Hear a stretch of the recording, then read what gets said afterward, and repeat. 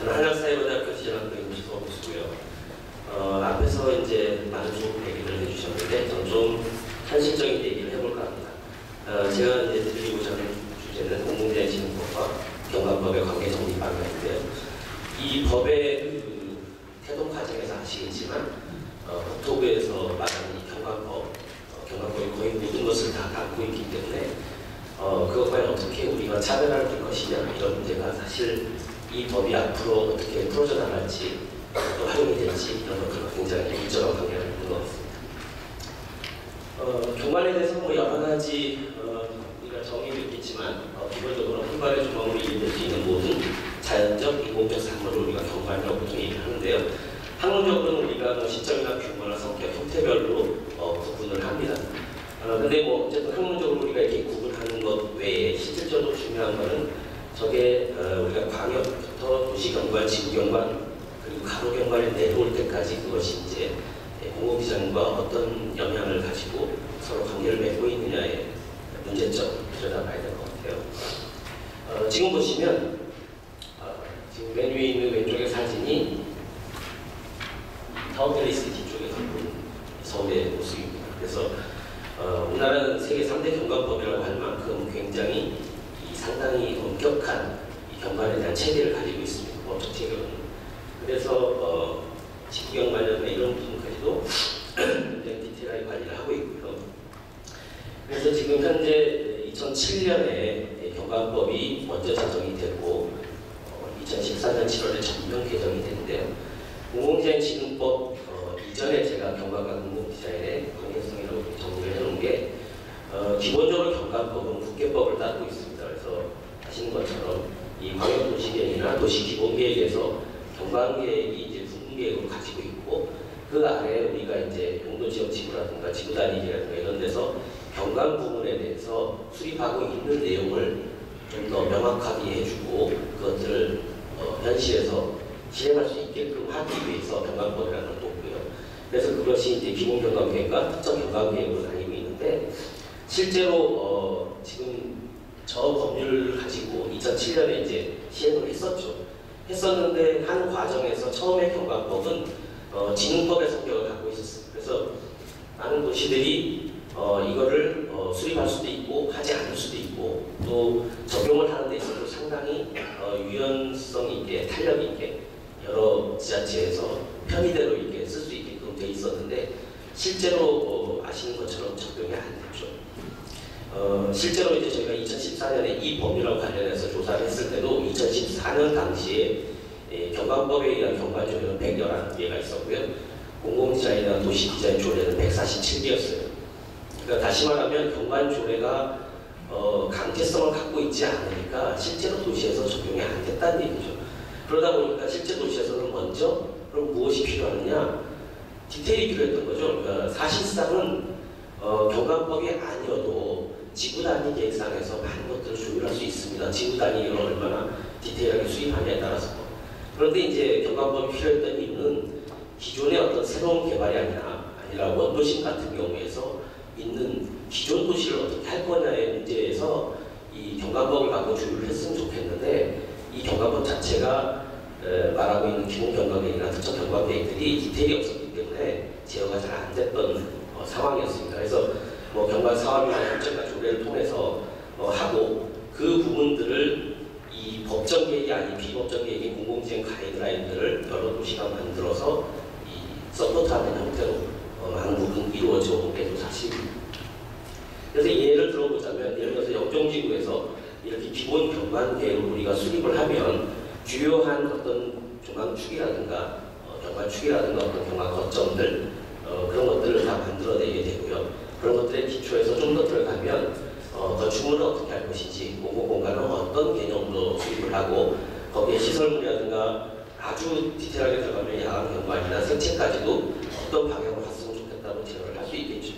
그런데 이제 이런 것들이 그러면 왜 이런 형태로 됐느냐를 이해해 볼 필요가 있는데 이렇게 된 이유는 지구단위 계획에서 사실은 이걸 다룰 수도 있었지만 지구단위 계획은 여기까지 들어가지 않거든요. 대부분 서술적인 형태로 들어가니 그것들을 좀 더 구체적인 그림의 형태로 알려주자. 그래서 관리를 해보자는 관점에서 일반적으로 특정 경관계들이 좀 더 디테일하게 이 어떤 지구 단위로 이렇게 조정을 하는 그런 관점에서 만들어졌던 겁니다. 자, 그런데 실제로는 많은 도시에서 이루어지지 않았죠. 그러다 보니까 이제 도시들이 서울시를 비롯해서 경기도도 그랬고 전부 다 많은 도시들이 공공디자인 가이드라인이라는 것을 건축물, 공공공간, 시설물, 시각 매체 여러 파트에 걸쳐서 했고 경기도 같은 경우는 유니버설 디자인 가이드라인 이런 형태도 다양하게 여러 가지 형태로 표출을 해왔습니다. 그런데 이런 표현 형태들은 전부 다 기본적으로 외국의 사례들을 근거로 하고 있는데 영국이라든가 이런 데서 굉장히 디테일하게 상세한 부분을 다루는 가이드라인을 기초로 해서 우리가 그 좋은 제도를 가지고 온 거죠. 그래서 이제 그것들을 법정계에서 다루지 못하는 내용들을 상세한 부분들을 좀 다뤄서 행정 부분에서 관리를 효율적으로 해보자는 측면에서 발전이 되어 있고요. 그런데 이제 그럼에도 불구하고 그것이 우리 사회에서는 굉장히 정리되지 않은 채로 무엇이 맞다 틀리다를 논하기 이전에 현재 쭉 있어 왔고요. 그러면 최근 상황은 어떠냐를 우리가 좀 봐야 되겠는데 어제 3월 20일 날 국토경관 디자인 대전이 공모가 발표됐습니다. 그래서 여기 이제 저도 지금 공모디자인 학교에 속해 있지만 국토도시계획학회를 비롯해서 도시설계학회, 경관학회, 건축학회, 토목학회 지금 딱 보시는 것처럼 공공디자인학회를 빼고는 전부 국토부 소속 학회들하고 과연 그러면 우리가 어떻게 이 서로 묶여있는 것들을 해석할 것인가 이런 것들에 대한 논의가 있었는데요. 거기에서 지금 정의하고 있는 내용들입니다. 보시는 것처럼 공원산림 하천, 단원광장, 주거상업 업무단지, 국산유 문화건축, 사회기반시설, 그리고 공공디자인이죠.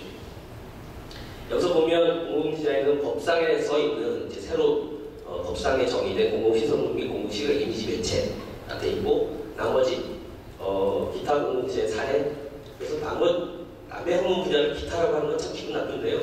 어쨌든 예시에다가 써줬죠. 상징 조형, 지역 브랜드, 장석 콘텐츠는 이거는 공공디자인인 것 같다. 그러니까 왜? 나머지 없거든요. 나머지는 구체적이고 굉장히 현실적인 현재 도시 문제를 다루고 있는데 이런 부분에 대해서 없다고 비어있는 부분을 인정하는 거거든요. 그래서 이제 그 부분을 우리가 들여다보면 경관 같은 경우는 기본적으로 지금 보시고 있는 카테고리가 기능적인 어떤 요소에 대한 시지각적 관리하고 제어가 중심이라는 거죠.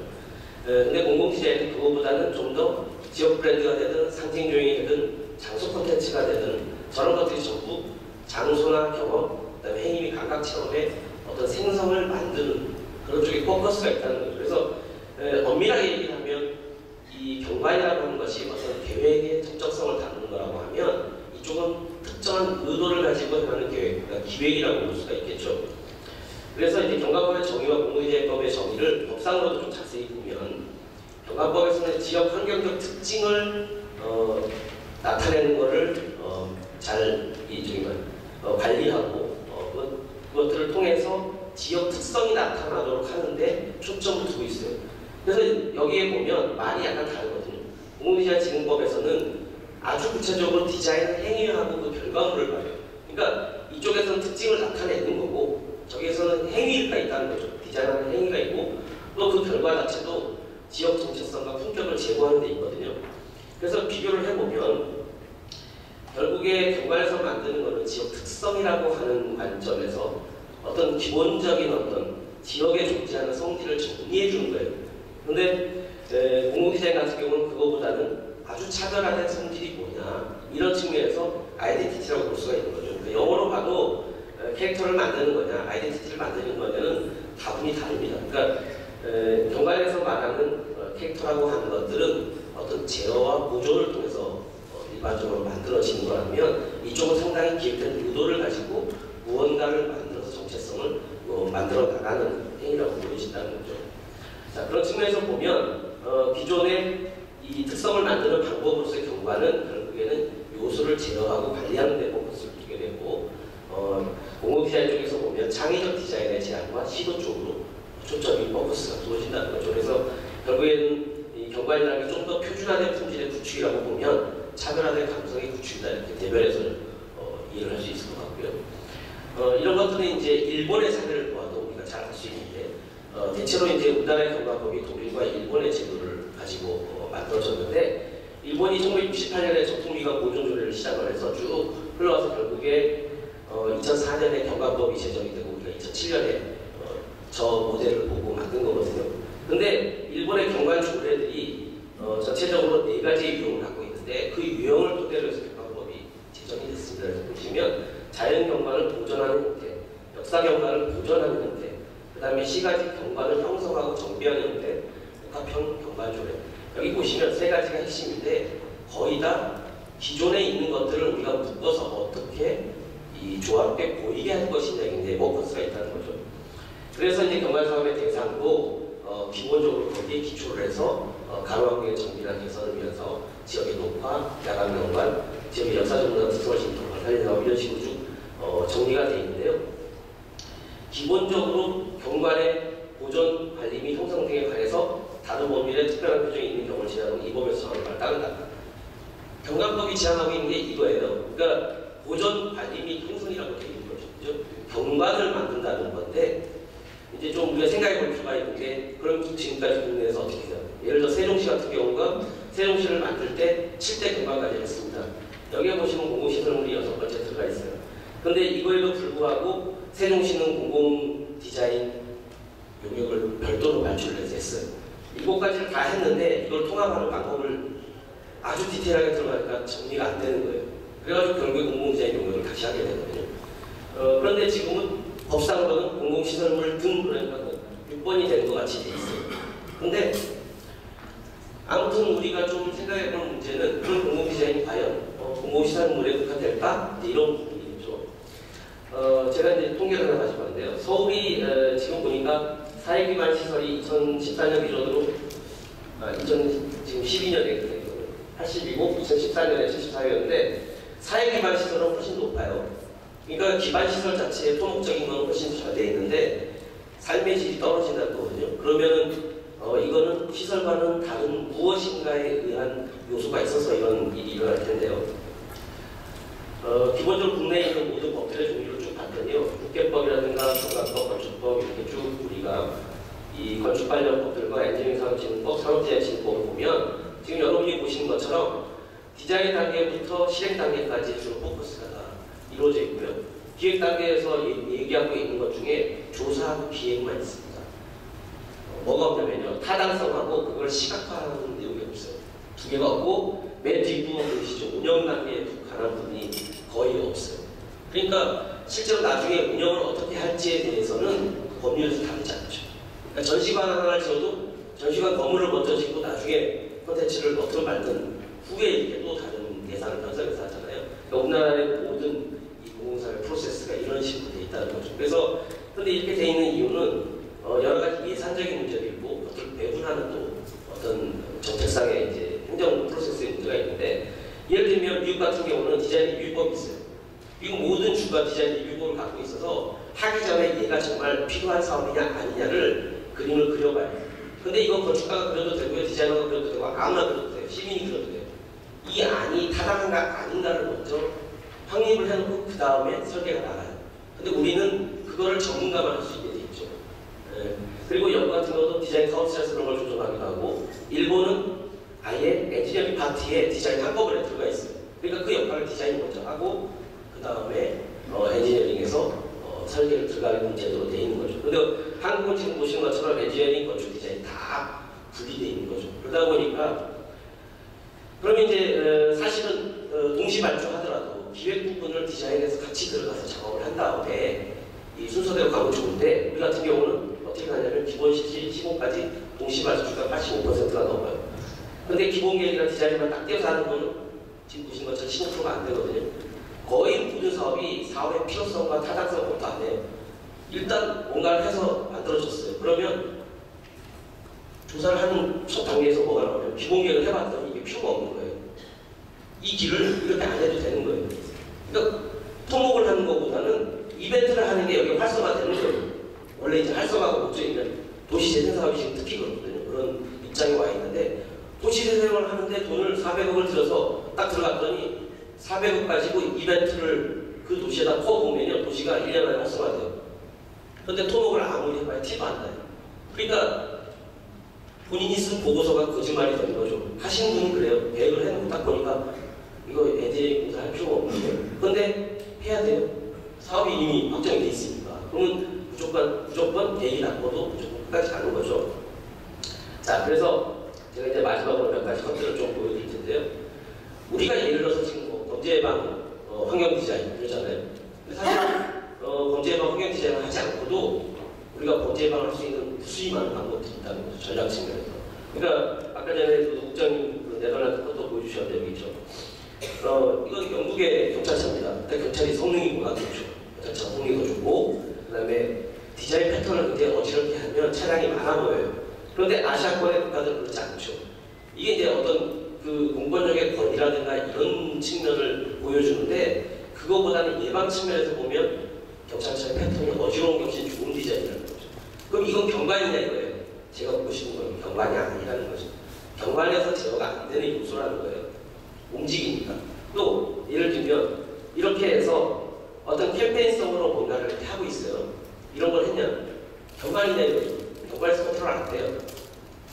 또 지금 하고 있죠. 스마트 보안 등 이런 걸 해서 움직이지 마, 혼자나 이런 거. 자, 이런 아이디어를 가지고 뭔가를 행하는 모든 행위들, 이건 어디서 컨트롤이 되냐 이거죠. 이거는 경관이 아닙니다. 경관 사업에서, 그런데 지금 경관위원회에서 심의를 해요. 이거조차도. 사실 경관 아니거든요. 근데 경관위원회에서 심의를 할 수밖에 없는 이유가 이런 것들을 다루는 도시의 부서가 없어요. 그래서 도시 디자인 조례가 있고 공공 디자인 조례에서 몹시 모호하게 수없이 많은 걸 다루는 거거든요. 근데 심의는 없으니까, 법적위원회가 없으니까 경관위원회 가서 심의를 하는 거죠. 그나마 제일 가까운 위원회니까. 네, 지금 현상이 그렇다는 겁니다. 자, 예를 들어서 이런 겁니다. 세월호 사건 때 사람들이 부딪혔어요. 근데 아주 단적으로 일본에서, 저희 왼쪽이 한국이죠. 일본에서 동일본 대제가 났을 때 저렇게 해줬어요. 그 상황에서 사람들이 심리적으로, 가족들이 안정되고 심리적인 안정성을 찾으려면 자기 공간이 확보돼야 되고, 사람이 제정신으로 살 수 있는 잠깐이라도 그런 공간이 있어야 되거든요. 그래서 시계로 봤니 것처럼 아주 간단한 종이 지관을 가지고 연결해서 만든 디자인을 했어요. 그러니까 이런 치유를 위한 디자인 같은 거 경관이냐 이거죠. 경관이 아니거든요. 경관 아닙니다. 그래서 경관에서 못해요. 무수히 많은 그런 것들이 존재합니다. 안전을 위한 많은 시설도 마찬가지고, 또 예를 들어서 지금 현재는 이런 것들을 뭔가 공사를 한다 이거죠. 자, 도시가 구조의 변혁을 해야 돼요. 맨날 불에 홍수가 나고 뭐 잠겨요. 그러면 토목에서 돼야 되지만 최초의 원 아이디어는 디자인에서 나오거든요. 유니버설 디자인에서 우리가 플랫하게 도시를 설계를 해야 되겠다. 그럼 저류도를 크게 어차피 만들 거면 그거를 이 보도 밑에 넣자. 이렇게 구조를 바꾸는 디자인은 사실은 아이디어는 토목에서 나온 게 아니에요. 디자인에서 나오죠. 일본도 마찬가지로 디자인에서 나오고 그것을 토목에서 기술적으로 구현을 하는 거죠. 예를 들면 우리가 자전거를 타기 좋은 도시를 만들어야 된다. 우리 밑에 전폐하고 있지만 다 실패했잖아요. 자전거 못 타고 다 오토바이 타고 다니고 차가 다 들어가고, 아까 말씀 주셨지만 코펜하겐이 전 세계에서 자전거가 제일 많이 타는 도시라고 알려져 있는데, 진짜 가보신 그런 말 가보시면 알게 돼요. 위에 보신 것처럼 도시가 3단으로 돼 있어요. 저 아이디어도 디자인한 사람이 낸 거예요. 도시를 3단으로 바꾸면 높이가 다르면 자전거가 편하게 다닐 수 있어요. 인도를 침해하면 안 돼요. 근데 저거는 토목에서 나오는 아이디어는 아니라는 거죠. 그러니까 기획과 타당성과 이런 것들을 검토하고 그런 것들이 맞다면 그 다음에 우리가 순차적으로 들어가야 되는 거죠. 자, 2012년에 런던 올림픽이 있었습니다. 런던이 안 바뀌는 것 같아요. 그런데 사실은 런던에서 2012년에 제가 1년간 살았는데 엄청나게 도시가 바뀌었습니다. 일반인들이 모르는. 지금 보시는 것처럼 익스비션 로드가 빅토리아 대학교 박물관 앞에 있는 길이에요. 왼쪽이 원래 저런 모양이었어요.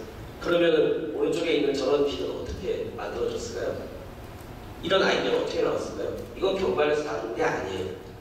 실제 이런 거거든요. 차 없이 모든 사람이 섞여 다니는 거리를 만든 거예요. 그러니까 우리가 쉐어드 스페이스라고 하는 북유럽에서 유행하는 새로운 공간 개념을 갖고 와서 정체성을 만드는 새로운 방법을 연구한 거예요. 그래서 그런 방법을 법규적으로는 교통국에서 검토를 해주고, 그 다음에 행정 쪽에서는 이것이 가능하도록 행정 규제를 풀고, 그렇게 해서 도시가 이루어진 거거든요. 그 다음에 예를 들면 옥스퍼드 서커스 같은데 지금 보시는 것처럼 우리가 이걸 경관에서 그러면 아름다운 경관을 만들자, 잘 형성하고 보존하자 이래서 이런 아이디어가 나왔을까요? 아니거든요. 옥스퍼드 서커스 이 지역을 조사를 해봤더니, 카운슬에서 조사를 하니까 사람들이 지역 경제를 활성화시키려면 쇼핑을 하는데 최단 시간 내에 길을 건너면 쇼핑이 올라가더라는 거예요. 이걸 하기 전에 선을 그어놓고 테스트를 했습니다. 신호도 다 끄고요. 그랬더니 횡단거리가 짧을수록 이 매출액이 올라가는 거예요. 그래서 일부러 횡단거리가 최대한 짧아질 수 있는 디자인으로 바꾸고 나서 이것들을 실제로 시행하게 된 거거든요. 그래서 이제 이런 식으로 새로운 어떤 전략을 만들고 창의적 방안을 먼저 만든 다음에 그것들을 기획하고 현실로 이어져 나가야 되겠죠. 예를 들면 런던에서 하고 있는 것들 중에 하나가 이런 겁니다. 다리 밑에 노는 공간, 젊은 청년들 주말에 와서 나이트클럽 못 가잖아요. 돈 없어서. 그렇게 해주는 거예요. 경관에서 안 해요. 이건 경관이 아닙니다, 사실은. 그래서 이런 것도 프랑스에서도 하죠. 에펠탑 근처에 뭐 예를 들면 이런 구조를 만들어서 시민들이 즐기게 하자, 일시적으로. 만들었다 해체했다 할 수 있어요. 우리도 저것들을 뭐 중랑천에다 띄울 수도 있고 서울에 뭐 여러 군 할 수 있죠. 그런데 겨울에는 다 망가지잖아요. 그러니까 계절 좋을 때만 해야 되는 거예요. 일종의 이벤트 시설이죠. 이 경관이 아니에요, 사실은. 경관은 관리가 안 된다는 거죠. 그래서 그런 것들이 굉장히 많습니다. 우리가 지금 다루고 있는 많은 도시에서 우리가 픽업 트럭이 되든 이런 것들이 전부 다 경관으로 관리되지 못하는 디자인 항목들인 거죠.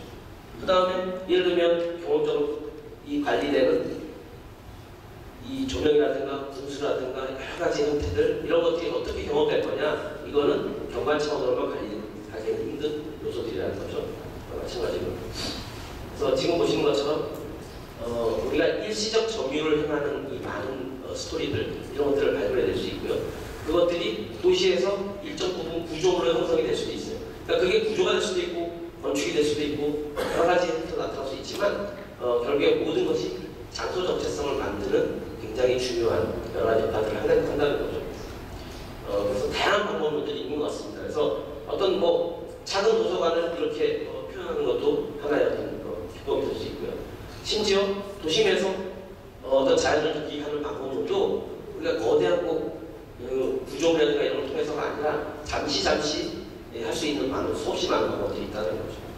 그래서 우리가 도시에서 작은 공연을 하게 하는 것 이런 것조차도 어떤 거대한 기획보다는 굉장히 작은 어떤 경험적인 것들을 끌어내는 방법론들을 같이 할 수 있다는 거고요. 에코도 마찬가지고 도시에서 지금 그러면 경관에서 가장 취약한 것 중에 하나가 이 시각적이거나 우리가 앱이라고 말하는 디지털 매체를 활용하거나 이런 부분들에 대해서 굉장히 취약하죠. 그래서 이제 도시에서 예를 들면 아까 레저블 시티 같은 것도 얘기했지만 읽기 편하게 하는 정보를 다루는 것들, 그 다음에 도시의 브랜드를 만드는 것들. 그래서 예를 들면 베를린 같은 경우 비베를린 이런 것들을 해서 주요 지역에서 여기서 사진을 찍게 하고 이것들을 엽서도 하게 하고 관광상품화 연계하고 이런 다양한 제도들이 있는데 그런 것들이 종합적으로 이어져야 된다는 거죠. 그러면 이제 보면 현재 보면 공공재 관련해서 기획조사, 분석, 자문설, 예비제자 설치 하게 돼 있는데 결국에 기존의 사업들이 모두 R&D 용역을 하거나 사업 용역을 하거나 이렇게밖에 지나치지 못하는데 어쨌든 R&D 용역은 시장님이 바뀌면 못한다 했죠. 그쪽 분야에 관심이 없으면 돈이 안 나오잖아요. 그럼 사업 용역에서 하다 보니까 지금까지 이런 것들을 사전에 검토를 하거나 우리의 이미지를 미리 그려보거나 이런 것들이 불가능했다는 얘기죠. 그런데 공공디자인 용역은 그걸 가능하게 해주는 유일한 용역인 거예요. 새로운 개념이고. 그런 관점에서 보면 앞으로 위원회도 공공디자인위원회와 경관위원회가 있겠는데 경관위원회는 다분히 지역 특성을 기반으로 해서 경관 가이드라인이라고 합니다. 그래서 저는 기존의 공공디자인 가이드라인이 이렇게 경관 가이드라인으로 개편돼서 좋다고 생각합니다. 그러나 무엇보다 더 중요한 것은 도시 브랜드나 지역 정체성 구축을 위해서 어떤 타당성이나 어떤 기획을 검토하고 이런 것들에 있어서는 공공디자인위원회가 중심을 가지고 풀어나가야 될 거라고 생각을 하고요. 그래서 보면 이 도시 브랜드라든가 상징종이라든가 유무형의 문화 콘텐츠 심의, 정체성, 도시대 전략을 심의하고 이런 형태들, 그 다음에 주요 장소를 개발하는 전략, 기획안, 디자인안 이런 쪽으로 가야 되겠다는 거죠. 그래서 도시에 대한 어떤 정체성을 그리고 마스터 플랜을 기획하고 하는 단계들이 공공디자인의 중심이 되겠고 법상에 정해져 있는 공공디자인 경쟁자의 인증제나 뭐 시설부 설치라든가 이런 부분에 대해서는 부가적으로 하는 그런 형태가 이렇게 바람직하다. 고맙습니다.